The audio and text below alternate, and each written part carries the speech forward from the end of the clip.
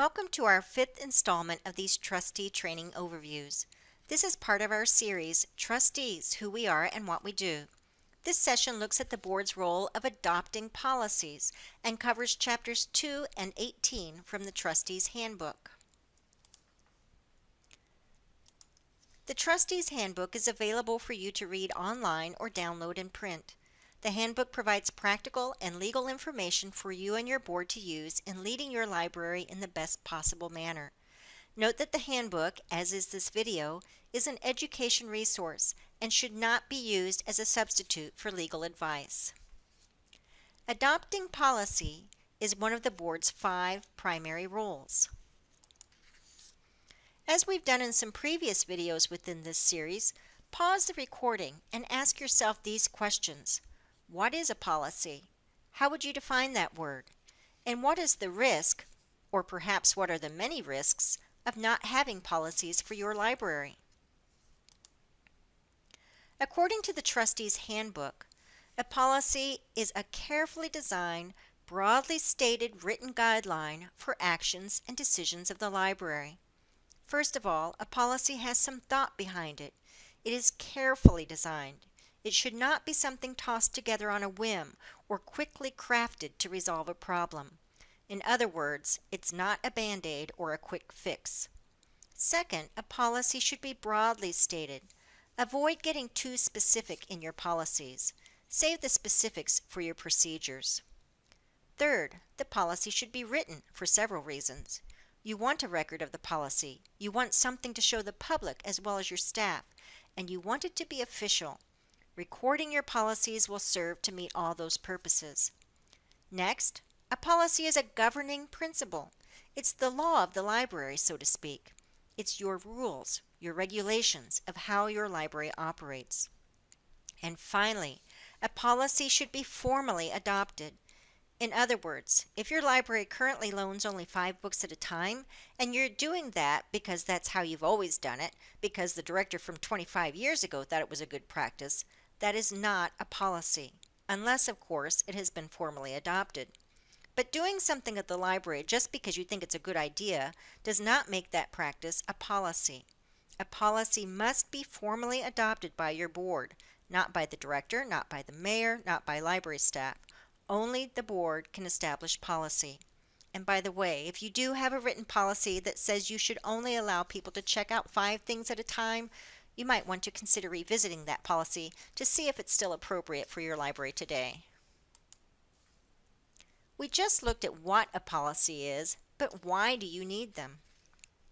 Policy development is a major area of board responsibility. The library board is the only source that can approve policy for the library.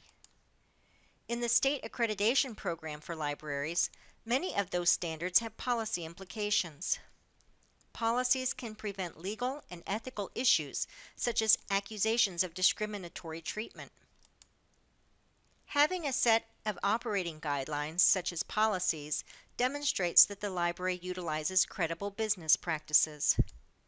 Finally, policies are an opportunity to educate the public about what they can expect from the library and about what the library expects from them in order to use services. Don't confuse policies with procedures. Policies are the what you are going or not going to do, while procedures are the how you're going or not going to do that. Policies are passed by the board, while procedures are developed by your director and staff. Remember that every policy the board passes has to be implemented. Do your director a favor and don't attempt to pass policies that cannot be enforced with any reasonable procedures. As earlier mentioned, the accreditation program is administered by the state library. This voluntary program encourages libraries to meet best practices or standards and thereby climb a tier level to reach full accreditation at Tier 3. Each of the 3 tier levels receives state funding.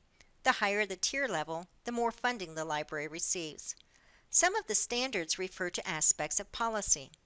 For instance, Standard 7 requires that the board adopt at least 4 policies: circulation, collection development, personnel, and internet use. Most libraries have more than just 4 policies, but those 4 specific ones are required as part of the standards. That same Standard 7 encourages libraries to follow principles of library patron privacy and intellectual freedom.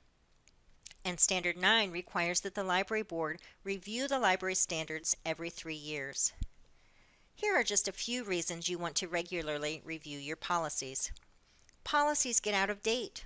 Think back to the public libraries of old. They were shushing places, and that's not exactly what libraries are today. So a policy from several decades ago might have said, "Only whispering shall be allowed in the library." That's not a realistic rule for today's culture, so change it. New issues arise that need to be dealt with. Cell phones, when they first became common, became a new thing that posed a few problems, namely noisy patrons and annoying ringers. A lot of libraries rushed to produce policies that ban cell phone use in the library. But how valid is that action for today when nearly everyone has a phone with them?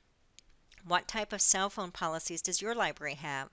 How welcoming is it to a library user to enter a library and see all kinds of "thou shalt not" signs posted about no cell phones, no food or drinks, no this or no that allowed in the library? Language that seemed to make sense a few years ago may appear antiquated or even unclear now. Or perhaps your predecessor didn't write so well, and there is some question as to what exactly the policy is referring to, or there is question as to the interpretation of the policy. That policy likely needs to be updated with some better clarity. We mentioned earlier that many libraries rushed to create cell phone policies because suddenly patrons were coming to the library with cell phone in hand and talking very loudly into their cell phones. Most of those libraries probably already had a general behavior policy in place, likely one that said something about "any action that is disruptive to other patrons' usage of the library shall be prohibited," or something like that. Thus, there was already a policy in place to take care of very loud behavior, and a separate policy about cell phones probably wasn't even needed. And remember when we talked about out-of-date policies? Banning cell phones in this day and age is a bit antiquated, especially since cell phones are now mobile devices and are actually miniature computers. We doubt if any libraries ban laptops at the library, so why would you ban a smartphone? Another reason you should be reviewing your policies is that such a review serves as a reminder of the policies you have in place.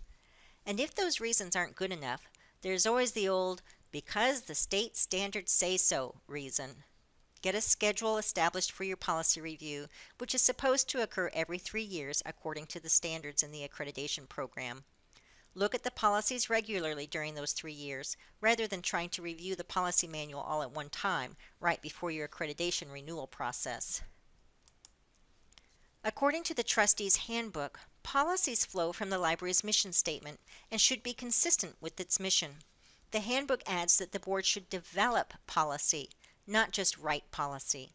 Thus, good policy grows out of a process. Chapter 18 of the Trustee's Handbook includes a list of several steps of the process to help boards develop policies.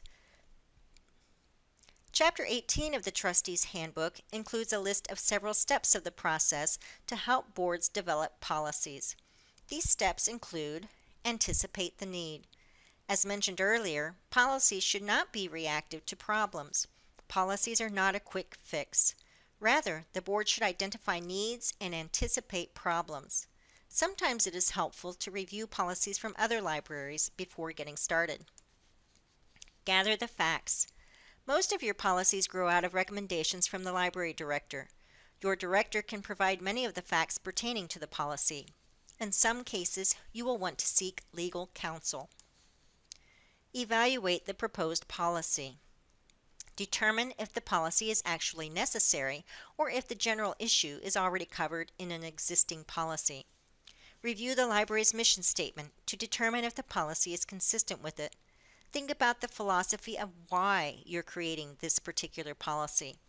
Also review the policy to make sure it is consistent with local, state, and federal laws and/or to ensure it cannot be considered discriminatory.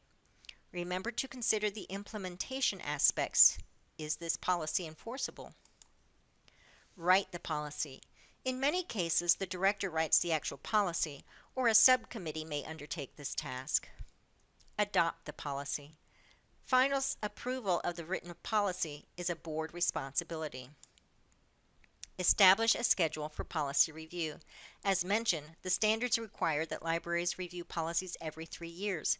Don't wait until the last moment to do this task. Your district consultant is available to assist your board with policy development. Remember to contact your consultant for examples and general recommendations regarding policy development. Page 51 of the Trustee's Handbook shows the duties for both the board and the library director regarding policy development. In summary, the board adopts policies for the library, and the director implements and enforces those policies.